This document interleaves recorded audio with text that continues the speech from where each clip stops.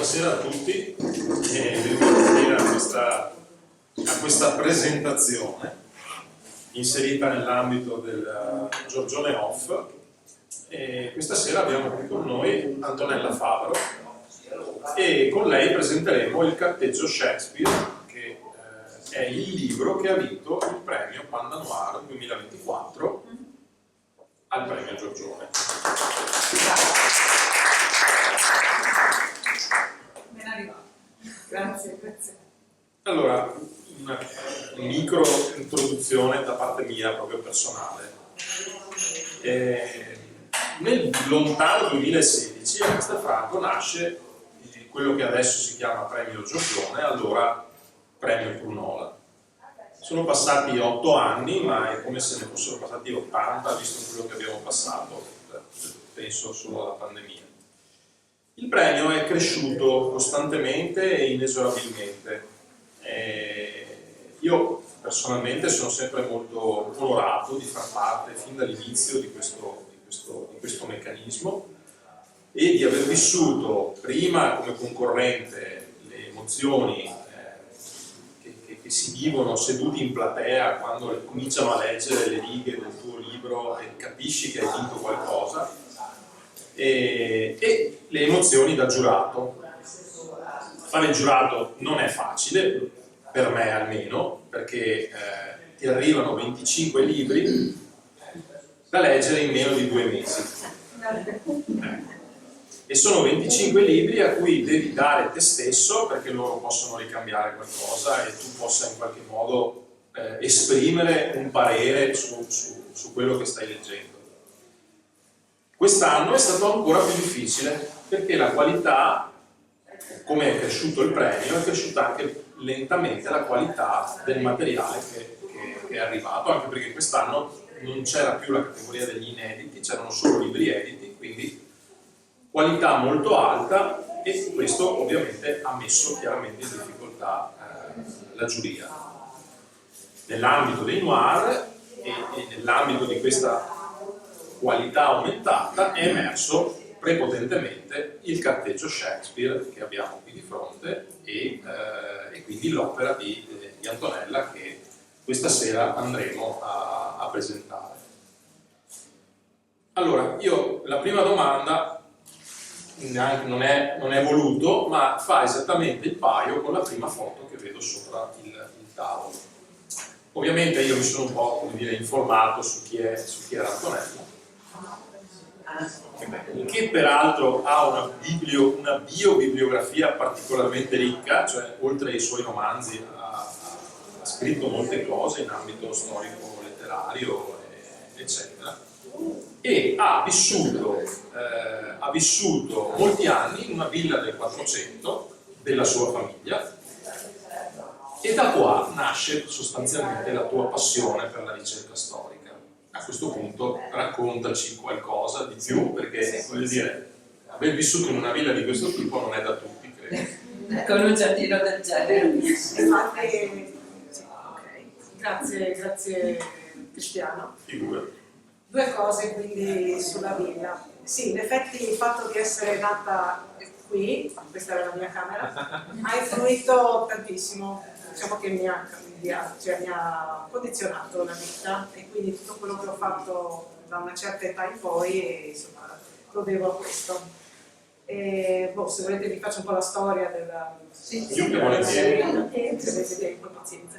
Allora, tutto ha origine nel 1947, subito dopo la seconda guerra mondiale. Mio nonno, Francesco, ha comprato questa villa con la barchessa che si intravede, che è molto grande anche quella, che era in uno stato abbastanza pietoso, cioè era semicadente, e per di più era abitata da molte famiglie di sfollati provenienti da Treviso e da Mestre, che non avevano più le case perché erano state bombardate. Esatto, e quindi tante famiglie erano qua. Cosa hanno fatto questi sfollati? Forse anche per ingannare un po' il tempo. Intanto avevano diviso, questo è il salone centrale della villa, come adesso, l'avevano diviso in stanze più piccole, e poi sì, per le varie famiglie e anche la barchessa per un po' più abitanti. E poi forse per un po' per ingannare il tempo avevano scoperto che dal muro che era bianco, cioè sembrava un palazzotto neoclassico questa casa, da come era all'epoca. Veniva fuori del colore e quindi un po' alla volta hanno tirato fuori tutto questo salone. Caspita, Cioè, cioè hanno tirato l'hanno via l'intonaco. Hanno spostato, hanno tolto lo strato di bianco, bianco, calce, calce. si chiama la calce, sono emersi. e sono emersi, quindi non era più un palazzetto ottocentesco, ma era una villa del 500, perché gli affreschi sono risultati subito sono degli esperti, essere del 500, e quindi io devo ancora arrivare, perché questo era mio nonno. Dopodiché, mio nonno è morto molto giovane, a 40 anni. Che anno l'aveva comprato? Nel 47. Nel 1947, subito dopo la guerra. Sì. Poi ho scoperto anche come l'ha comprata, e quello mi ritengo un altro libro. Non so la storia interessantissima. Sì. Poi la villa, mio nonno ha avuto 5 figli, mio padre era il figlio più grande e con la sua famiglia ha messo a posto una parte di villa e finalmente sono nata io sono la quarta di 5 figli e quando mio padre appunto si è sposato diciamo che ha restaurato un pezzo di villa, quindi noi abitavamo in una casa normalissima anni 60, fine anni 60. Crescendo però io e i miei fratelli e poi anche i miei cugini che abitavano vicino avevamo un hobby particolare che oltre a giocare come tutti i bambini scoprivamo affreschi. Quindi incuriositi dal fatto, sì, forse non si poteva dire, ma incuriositi dal fatto che c'era questo grande salone dove era la nostra pista di patinaggio, questo noi giocavamo qua. Abbiamo detto magari anche nelle altre stanze, perché tutto il resto era tutto come qua, cioè era tutta unita. Avete cominciato così? Abbiamo incominciato da sotto i quadri, in modo da non dar troppo nell'occhio ai nostri genitori. E però per la volta Ma con che cosa? con una lametta da barba. Una lametta da barba facendo molto Che una volta le lamette erano anche veramente pericolose. L'approccio corretto. Quindi Sì. la faccio breve perché Sì, sennò certo. stiamo qua 2 ore solo parlare di questo. Mi sono appassionata e non mi sono, a un certo punto abbiamo tirato fuori tanti affreschi, abbiamo ricostruito interi cicli, ogni stanza era dedicata a un personaggio biblico, per esempio la camera mia era la camera di Davide, tutte le storie di Davide, la Isaia, eccetera, eccetera, una Sansone, una Mosè e altre camere. E quindi crescendo, quando ero già in seconda superiore, ho avuto la vocazione, diciamo così, ho detto da grande voglio continuare a studiare, ma non mi limiterò a studiare l'arte, voglio sapere di chi era la casa, chi ha fatto gli affreschi, chi ci ha vissuto, e quindi negli anni ho ricostruito tutti i passaggi, siamo arrivati fino al 1400, e di alcuni personaggi più interessanti mi sono soffermata e ho scavato e ricostruito delle vite intere. Questo è un po'. Dette in poche parole. Questo si trova a Peseggia, comune di Scorzè, che non è neanche tanto distante da qua. Peseggia, comune di Scorzè. Cioè, vuol dire, no, questo. Tante cose che lei ha scritto sono vere? Sì, tantissime. Perché infatti Cioè, la ricerca del carteggio. Ma voi l'avete già letto? Certo. Sì. allora, giusto per capire, Il colpevole è cristiano, sono sempre io a queste 3 signore che fanno parte del gruppo letterario. Io l'ultima nostra la penultima, esatto, che di solito accade nel mese di aprile e accade sempre dopo il premio Giorgione, io do da leggere i libri che hanno vinto. Ah, ok. E quindi il tuo è stato uno di quelli letti, ovviamente. Posso interrogare? Io per non ricevere lo sfacciato. Ah, ok. Sono preparate e quindi insomma possono. È una deformazione professionale questa. Sì. Perché tra l'altro tu sei un insegnante Sì. di italiano, storia storia e anche storia dell'arte. Sì, è vero, hai ragione.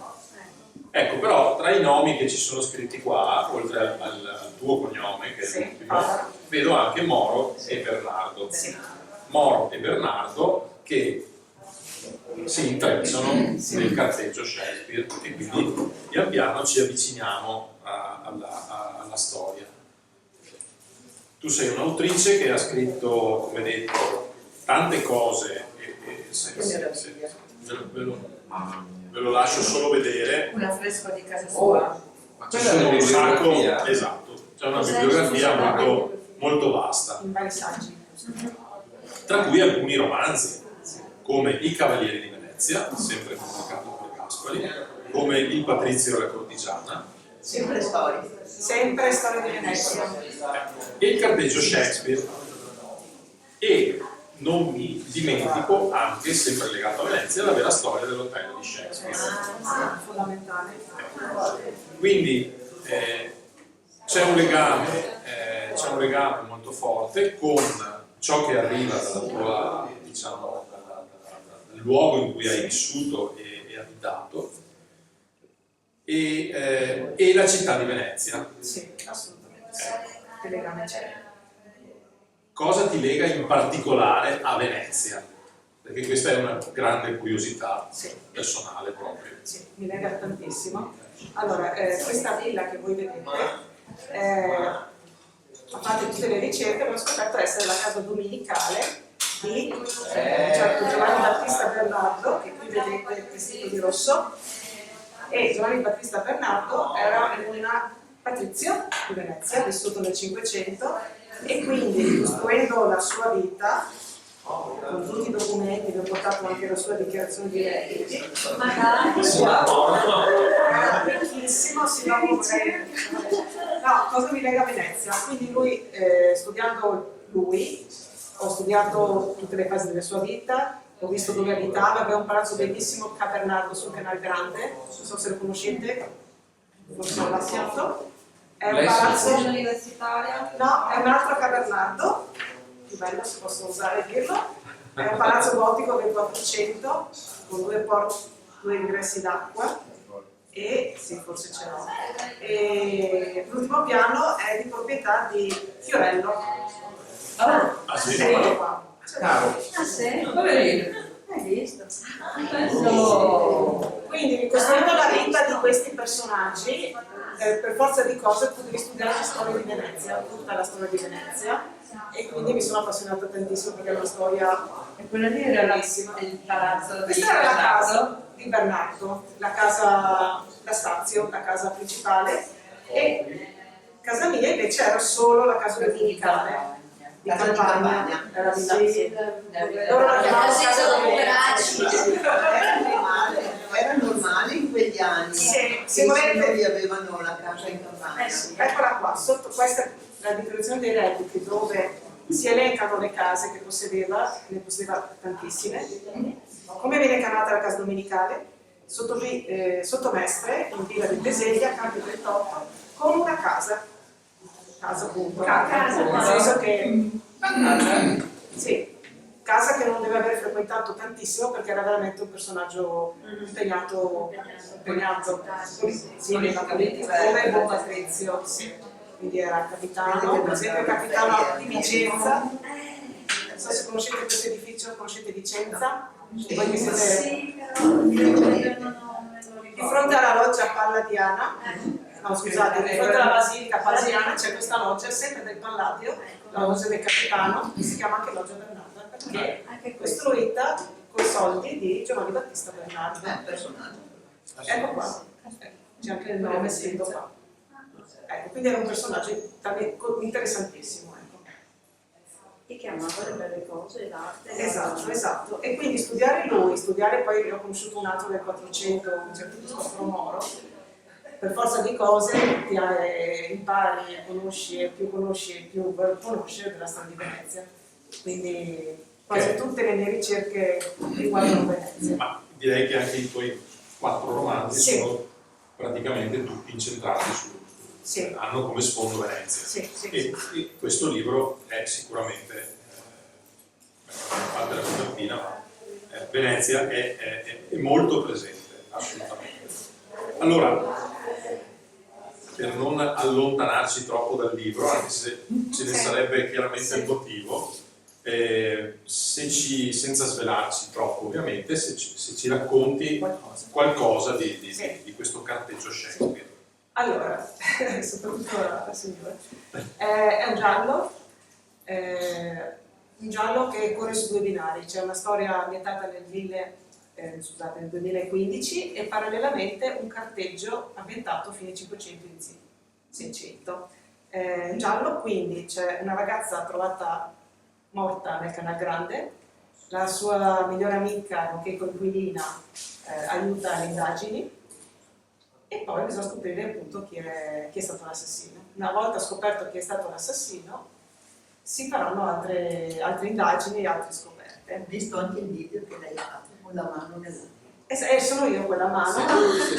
Se Davanti- volete, dopo ve lo faccio davanti vedere. alla Grazie, quindi il trailer. Sì, sì. Mia figlia ha fatto In certo senso. sì, sì.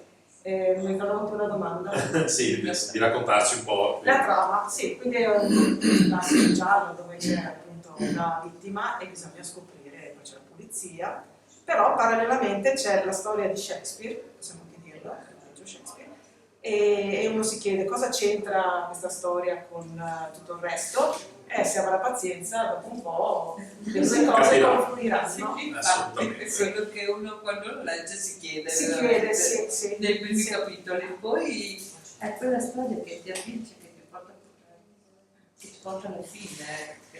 Grazie, grazie. Allora io le chiederei come fa, in base a tutti questi fatti storici, Sì. creare una storia, un romanzo ambientato ai giorni nostri. Cioè qual è la fantasia che riesce a dar vita a una cosa del genere? Bella domanda, perché io amo di più scrivere romanzi storici, infatti ne ho scritti 3 storici Sì. e 2 gialli. Ok. E ho più difficoltà perché conosco meglio la Venezia del 500 rispetto alla Venezia di oggi. Però questa storia secondo me un po' si prestava a essere ambientata ai giorni nostri perché si tratta di un'indagine che ha a che fare con archivi, con documenti, con Shakespeare, che è, insomma, comunque è attuale, quindi in questa vicenda ci sono io, oppure c'è qualunque personaggio che fa ricerca storica e quindi mostra a chi legge come funziona, come si entra nell'archivio. Questo era anche l'intento. Trattati, biblioteche, archivi. Sì. C'è quello che c'è in Piazza San Marco, c'è un archivio da quelle parti. Piazza San Marco? No. La Marciana. Ah, la Marciana. C'è un documentatissimo. quando le cose mi piacciono, mi restano Colpite. Eccola qua. Quest'estate, con le nostre, cioè, io amo fare le vacanze, diciamo, negli quindi questa è la Marciana, i cassettini, quelli di una volta con i bigliettini. Posso chiedere di spostarci 10 sì, quello credo. mi sposto io. Avevo Queste sono foto che devono fare, perché ogni tanto non è lo stesso. Quindi questi sono i 3 libri di Bernardo. Giovanni Battista Bernardo, quello di Vestito Rosso, oltre ad essere molto ricco era molto colto e ha scritto dei volumi. Ha scritto Proprio questi che vedete cosa raffigurati, parlano questi volumi? filosofia e retorica. Madonna. Ma Però- pure, Cavoli, tutto scritto in latino. Adesso vi faccio vedere il frontespizio. Però, Eccolo qua. Dedicato al figlio. sì, un nobile, un patrizio. Sì. lui lo faceva scrivere. No, l'ha scritto lui, se no sa venuto meglio. Bene, quindi Comunque è un sarà intreccio interessante. un intreccio sostanziale tra, come dice proprio anche la copertina, un delitto, un'indagine, una scoperta. Posso garantirvi che è uno di quei libri dai quali si fa un po' fatica a staccarsi, nel senso che si vuole capire come andrà a finire. Ma sicuramente, diciamo così, il delitto è semplicemente è un modo per raccontare qualcos'altro, perché credo che veramente il protagonista principale della storia sia la ricerca storica. Esatto. Sì. Ed è sicuramente un puzzle sapientemente, come dire, confezionato, perché c'è il giallo, c'è l'indagine, c'è la vicenda sentimentale della Sì. protagonista, ci sono tante cose che si intrecciano, c'è Venezia sullo sfondo, però sicuramente il pretesto è quello di raccontare qualcos'altro, che poi è quello che fai. Io non ho letto gli altri tuoi libri, ma credo che la ricerca faccia parte proprio Sì. del tuo modo di Sì, esprimerti in scrittura. Una cosa, allora, il carteggio, poi io leggerò una lettera che ho selezionato tra le tante, è pure invenzione. Tu lo dici. Tu lo dici. Punto di Ci domanda. per fare citazioni anche. Sì, purtroppo sì, Ok. però è bello che tu lo dica perché è successo che qualcuno mi abbia detto che all'inizio pensava che fosse vero, quindi sono stata molto contenta di essere scambiata per Shakespeare. Quindi sì, è pura fantasia ovviamente, però mi baso su tutto quello che si sa di Shakespeare ufficialmente, cioè non sono proprio prendo in giro quelli che hanno quelle teorie Shakespeare è italiano, Shakespeare Non ha tutte scritto quelle cose niente, ha che scritto qualcun altro. sì, mi baso su per esempio su Perosa, insomma, sugli studiosi, quelli che hanno studiato Shakespeare. Certo. E quindi ho voluto che si umanizzasse, insomma, che si vedesse il personaggio di Shakespeare dalle sue origini, cioè da quando era giovane, a quando ha avuto tanto successo, quindi come tramite un carteggio, uno scambio di lettere, che è stato appunto il modo per far conoscere un po' la sua vita. Ne leggo una. E comunque, anche se non sono vere, la sorella Joan è veramente esistita, veramente ha avuto il figlio che si chiamava William, veramente poi si sono trasferiti negli Stati Uniti, quindi... Sì, ci sono dei fondamenti, Sì, insomma, sì. di verità. Carissimo fratello, sono molto in pena per la tua anima. Ieri alla funzione religiosa c'era un nuovo predicatore, veniva da Londra e ha fatto dei grandi discorsi sul teatro. Ha detto che è pericoloso andarci, perché corrompe le persone. Le mogli imparano a essere false con i mariti. In generale si impara ad abbindolare, a tradire, a mentire e così via. La malvagità sulla scena si riversa sulle persone del pubblico. In poche parole, i teatri sono luoghi della perdizione che andrebbero chiusi. Chi ha detto e ripetuto, così ha detto e ripetuto con parole di fuoco. Ha invece lodato i morality plays e i misteri. Te li ricordi? Quanto ci piacevano quelle belle recite. Ma da quello che mi scrivi, gli spettacoli dove reciti tu non hanno nulla a che fare con quelli onesti apprezzati dal predicatore. Ripeto, sii prudente, tua sorella Joan. Quindi anche, voglio dire, non solo questo mi ha colpito particolarmente per questa definizione del teatro. Sì, che veramente era così, cioè lui quando si è accodato a una compagnia teatrale era visto come un vecchietto, cioè un buono, insomma, gli attori non erano per niente considerati, poi invece è successo e quindi anche tutta la sua famiglia dopo si è ricreduta dopo, però insomma non ha avuto vita facile. Cambio per un attimo argomento, la curiosità di fronte ad uno scrittore. Come nasce un romanzo per Antonella? C'è un lungo lavoro di preparazione e scrivi di getto, insomma, come nasce per te un romanzo? Allora, c'è romanzo e romanzo. Come vi dicevo prima, ho fatto fin da giovane tante ricerche storiche e quindi a un certo punto ho dovuto mettere per iscritto i risultati delle ricerche, per esempio la biografia di questi personaggi. E quindi in realtà prima ho scritto dei saggi, alcuni pubblicati, altri insomma riviste, eccetera. E quindi il romanzo viene dopo da una scelta. Ho tutta questa montagna di storie interessanti. Cosa ne faccio? Faccio altri saggi? No. Provo a scrivere un romanzo, infatti ho provato, e quindi alcuni sono scritti veramente di getto, ma perché li avevo già tutti nella testa. Adesso anche questo ci ho messo meno di un anno a scriverlo, perché tutte le ricerche su Shakespeare, che sono legate anche queste a casa mia, non l'abbiamo ancora detto, cosa c'entra Shakespeare con casa mia? Sì. Non l'ho detto, dopo magari se me lo chiedi. Certo. Sì, perché se no divaghiamo. Avevo appunto, quindi ci ho messo poco perché avevo fatto una marea di ricerche sulle fonti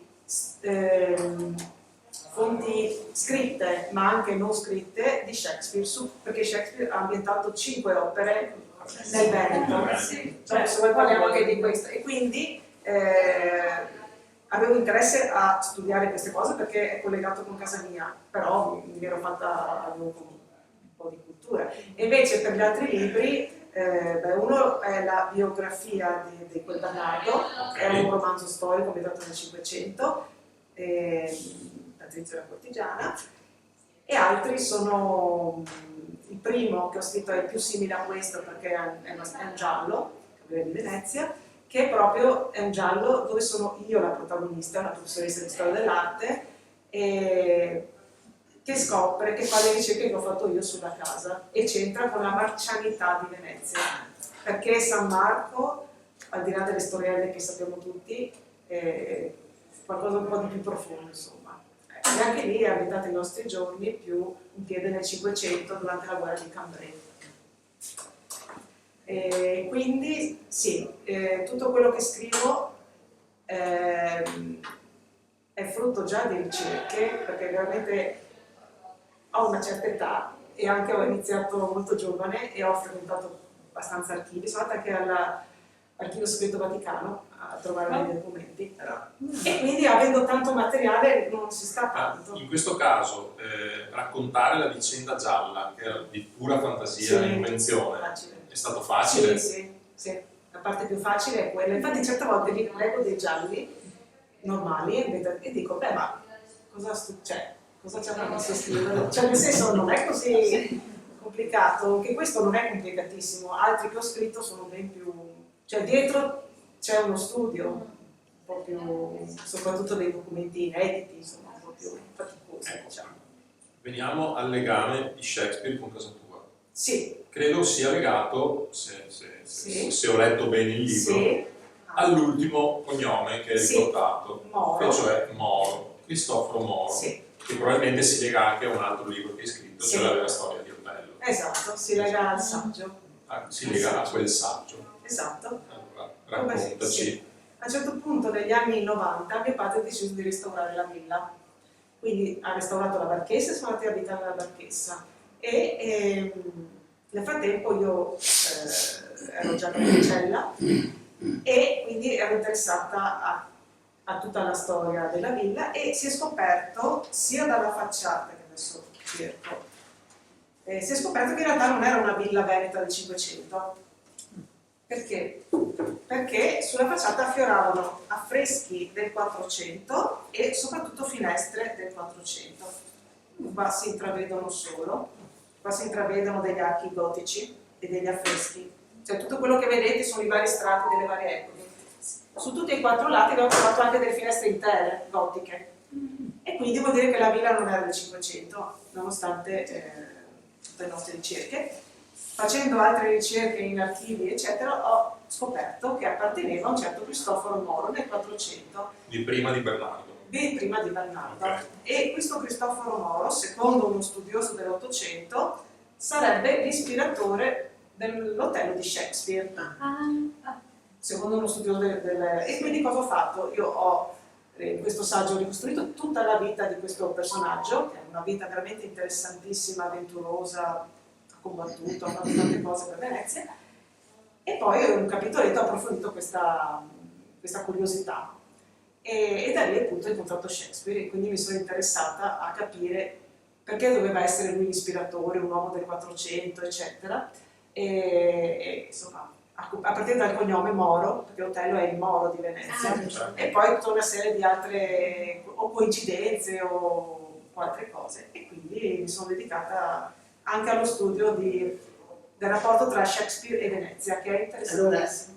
Allora, anche la connessione tra Shakespeare che è accoppiato da qualcuno. Sì, ma non ha copiato mai Shakespeare, si è ispirato. Solo ispirato. Sì, sì.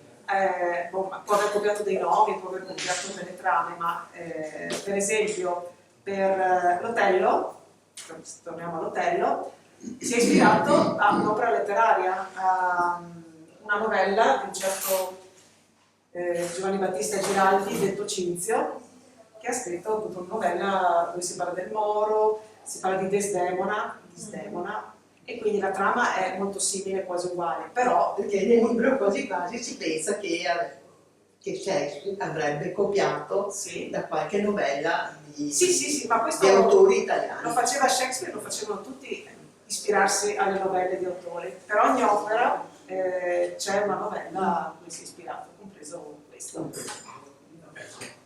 Altra domanda, sempre legata al libro. Sì. Nel carteggio si parla di un incontro tra Shakespeare e Bernardo.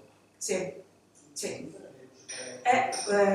No, non c'è mai stato Ok. questo incontro, naturalmente, però sono contemporanei.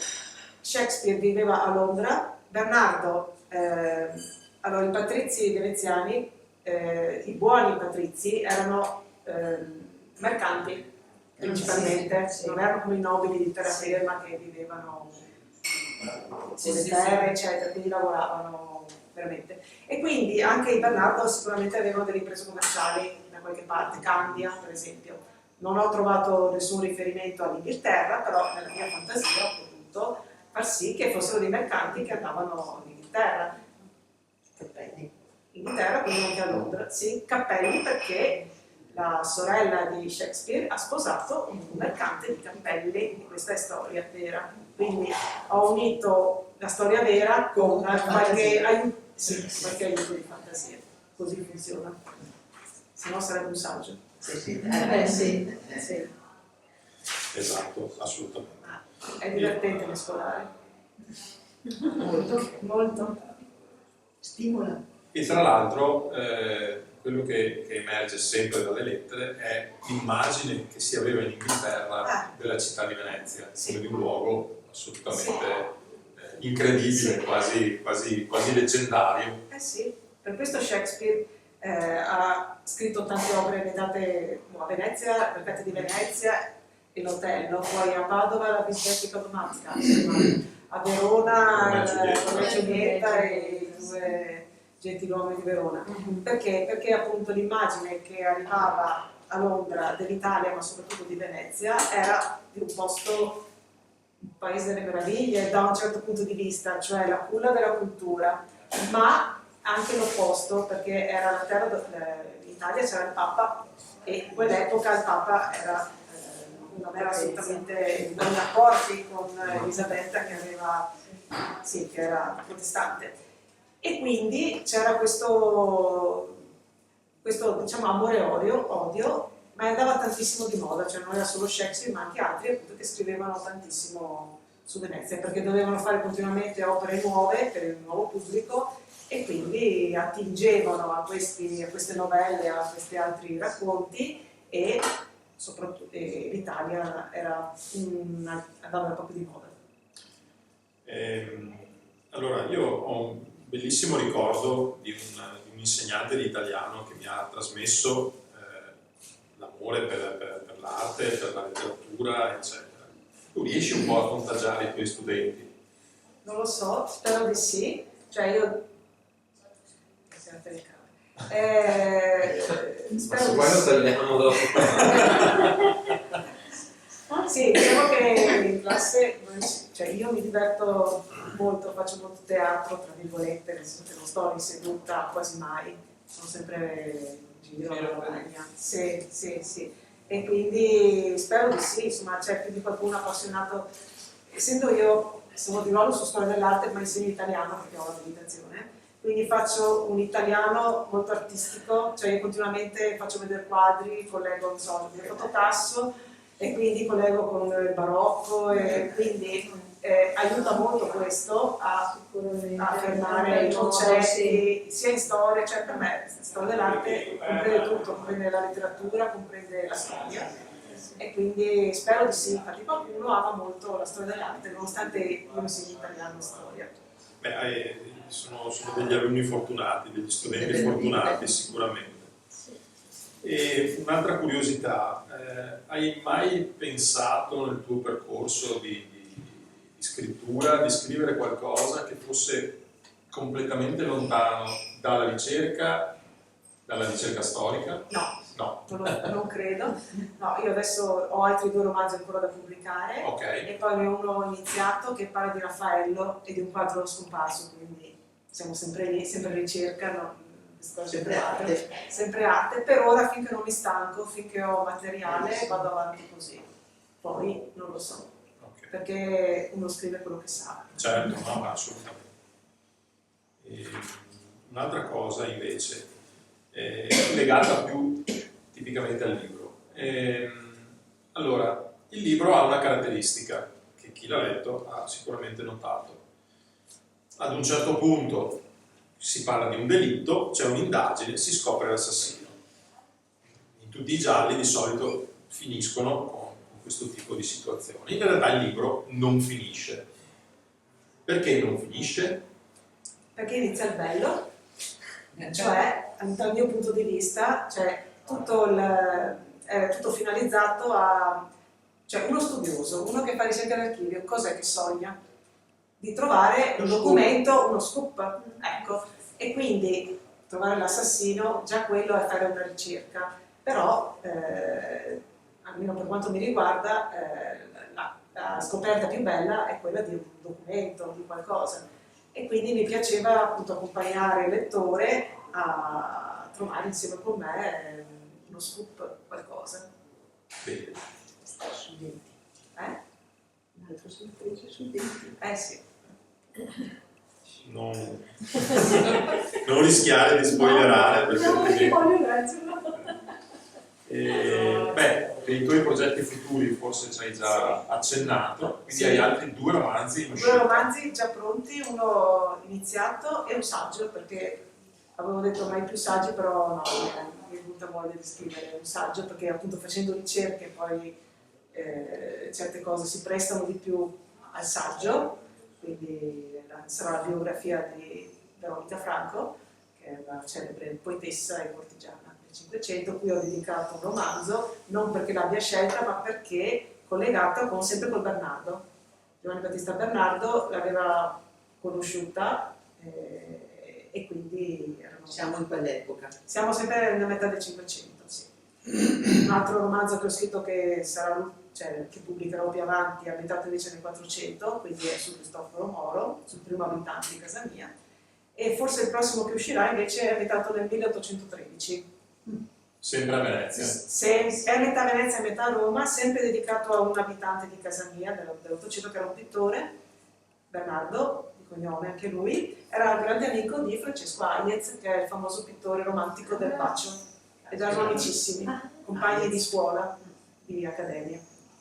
E quindi sì, ne ho abbastanza pronti e a tempo perso vado avanti con le ricerche e anche a scrivere qualcosa e basta. Beh, diciamo che essere nata qui Mi ha è uno influito, sliding doors. si capisce, si capisce, sì sì. Ha influito decisamente. Insomma. Poi- Poi, No, vabbè, Il diciamo romanzo che ha dello avuto, bello.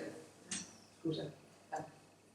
ha avuto degli antenati, diciamo così, papà e nonno, che Sì, non hanno buttato giù Esatto, e costruito esatto. in uno stile diverso. sì, sì, anche perché forse costava di più. Quindi a quell'epoca, dopo la guerra, non è che avessero tanti soldi, Sì. anzi mio nonno proprio non ne aveva, quindi il fatto di averla tenuta è forse anche per quello. non è che ci fosse la passione per l'arte, perché a quell'epoca non esisteva proprio, c'erano delle priorità più importanti. Quindi è stata anche una fortuna che è rimasta su. Mio padre invece sì, ci teneva tantissimo e quindi l'ha restaurata, eccetera. È ancora di vostra proprietà? Sì, sì, sì. Ah, ok. Io faccio le presentazioni, le faccio anche qua in giardino, spesso. Faccio... Bel posto. Sì, sì, Un sì. posto. Così andiamo dentro, vediamo le stanze. Beh, lì sarebbe veramente molto suggestivo. Abitate nella Marchessa o dentro? Allora adesso qua abita mia mamma, sì, nella Marchessa, perché questa non è abitabile ancora, perché è stata restaurata ma solo esternamente. Cioè dentro è come avete visto. Come abbiamo visto le foto. Cioè non ha le porte, non ha impianti, non ha niente. Bellissimo. Però gli affreschi in compenso. Hai pensato di fare delle visite guidate? Faccio continuamente, cioè continuamente, ovviamente titolo gratuito, e se viene qualcuno, oppure che so, ci sono le sagre, quindi fanno la biciclettata, arrivano, sì, 2 o 3 volte all'anno c'è gente che arriva. Sì, anche l'ho fatta qualche settimana fa, ho fatto una presentazione con la biblioteca di Scorzè, dopo la presentazione siamo andati Tutti lì, oppure faccio la presentazione direttamente lì, oppure faccio una cassa al tesoro con i documenti, rebus, questi qua. Così faccio diventare tutti i paleografi che devono trascrivere, eccetera. Variamo, diciamo. Spettacolare, eccezionale. Grazie, siete tutti invitati quando volete, se mi seguite su Facebook, come la signora che mi segue. Sì, anch'io. Io pubblicizzo quando faccio. Di Però tu solito adesso vivi a Udine. lavori a Udine. Eh sì, da tanti anni, però vado anche sabato, domani, no, oggi è? Dopodomani sono qua che facciamo una riunione di cugini. In Favaro siamo tantissimi. Scusi, volevo chiedere, il libro sull'Otello, quanto tempo fa l'ha pubblicato? 10 anni fa, era del 2014 e non è un libro, ce l'abbiamo, dice lui, ma è un saggio storico. È pesante, sì. Sì, però se uno è appassionato della storia di Venezia ci sta, perché è la biografia di Cristoforo Moro e poi ci sono anche tante altre cose, però non è un romanzo, però...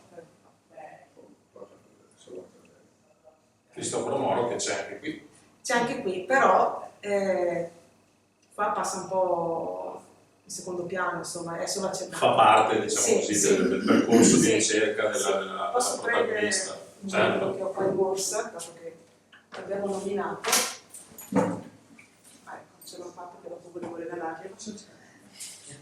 Adesso non pubblicizzo, però questo qua è il primo romanzo che è uscito, non è il primo che è uscito, ma è il primo che è uscito. E questo è tutto dedicato a Cristoforo Moro. Ah, ok. Cioè ci sono le lettere iniziali di Cristoforo Moro e poi la storia contemporanea, quello che vi dicevo sulla marcialità, Cavaliere di Venezia. Mhm.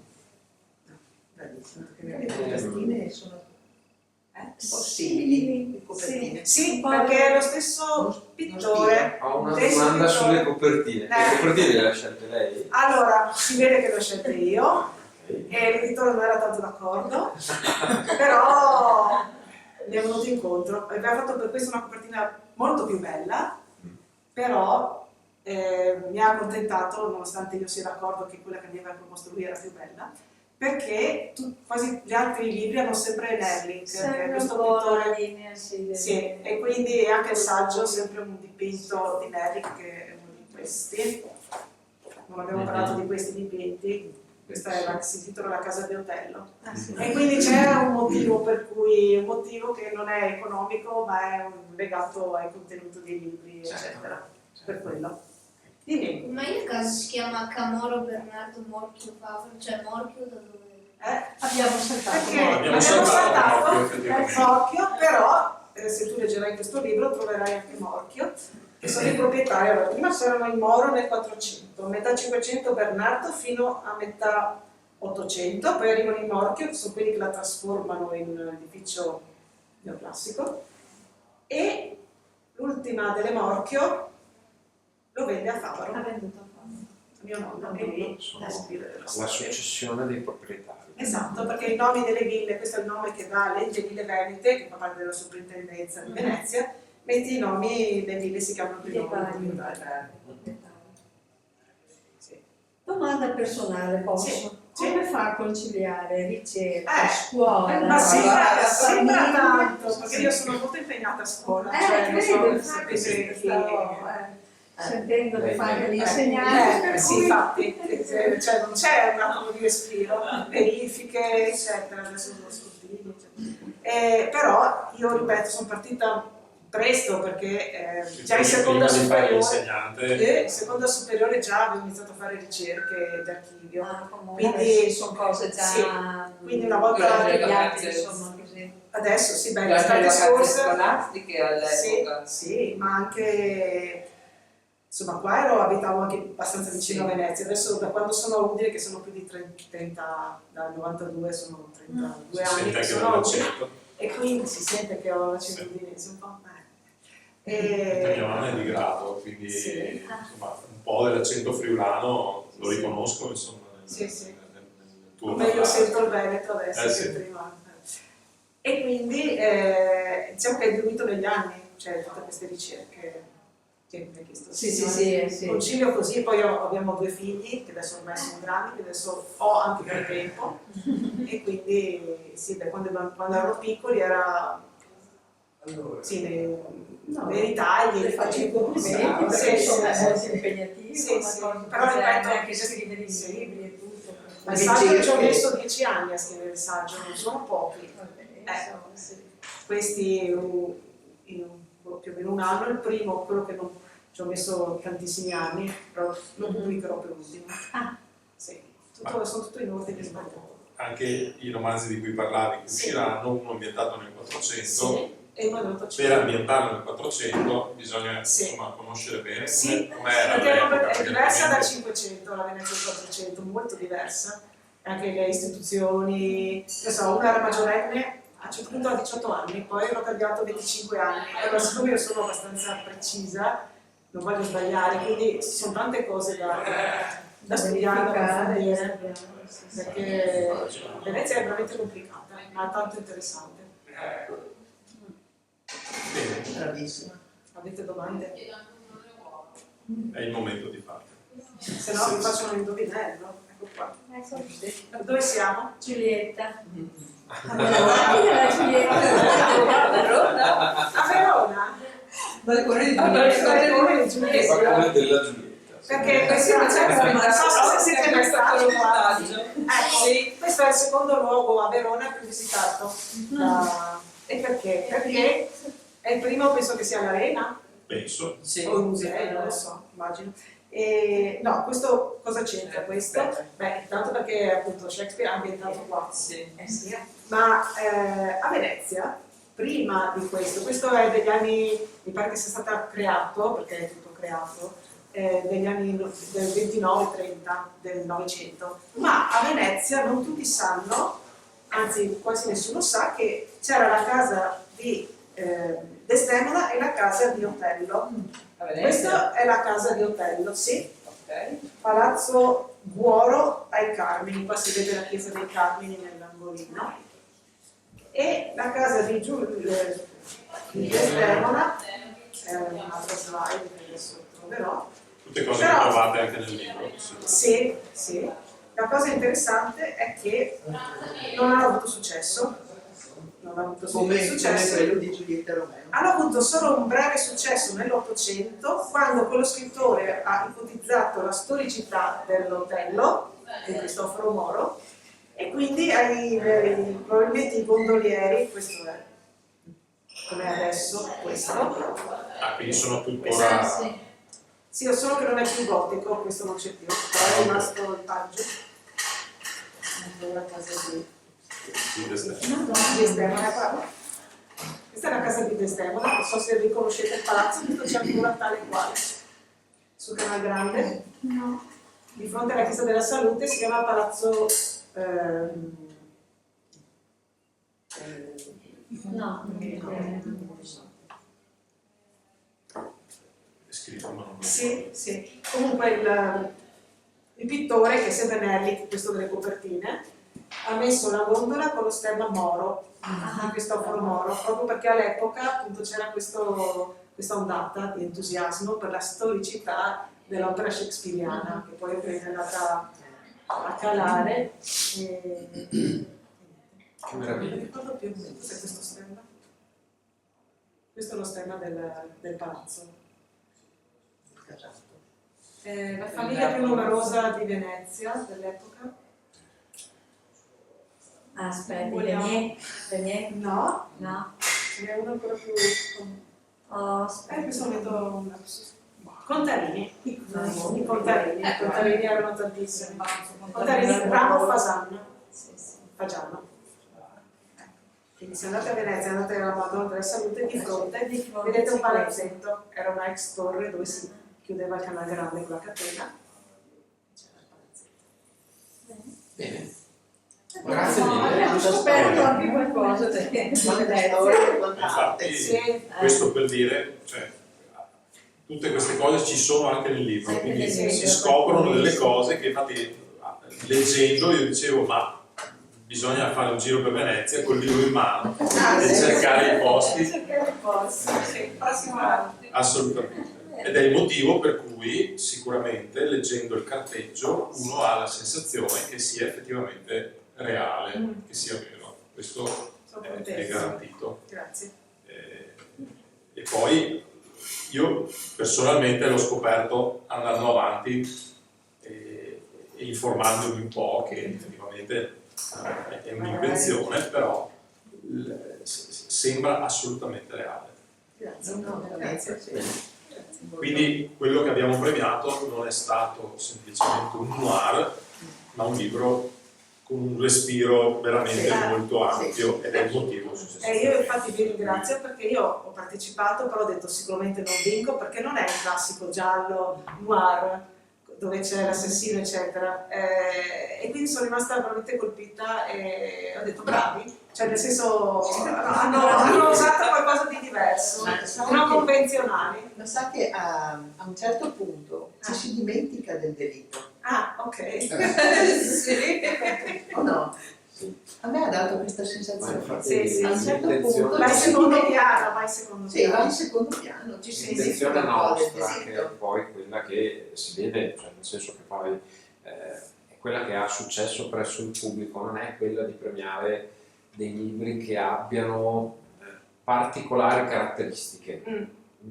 Siamo estremamente popolari, siamo pop, nel senso che l'intenzione è quella di premiare i libri che siano belli da leggere, cosa che per un premio letterario può sembrare scontato, ma scontato non lo è affatto, come probabilmente sai dalla tua esperienza, nel senso che, ma anche nel bistro letterario abbiamo riscontrato questa cosa, non sempre, spesso sì, però non sempre i premi letterari premiano libri che siano godibili, non sempre, spesso, ma non sempre.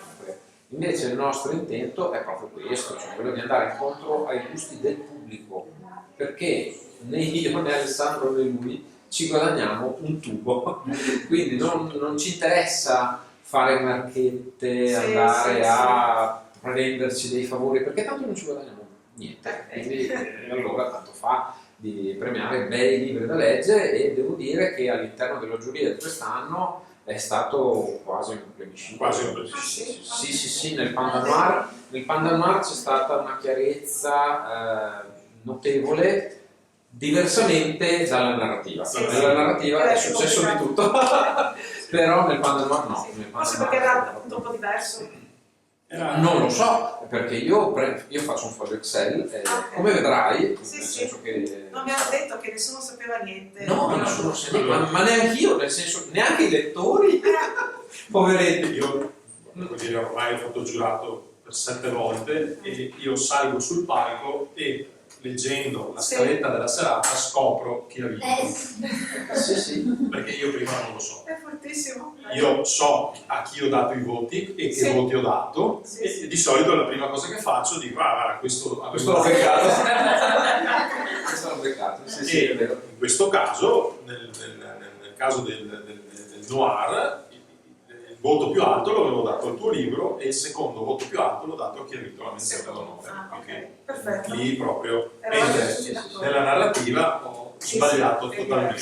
Ma nella narrativa fino all'ultimo, cioè proprio Però invece il Panda Noir era proprio chiaro. Quindi sì, Grazie. nel modo più assoluto. Beh, grazie della presentazione. Grazie a voi.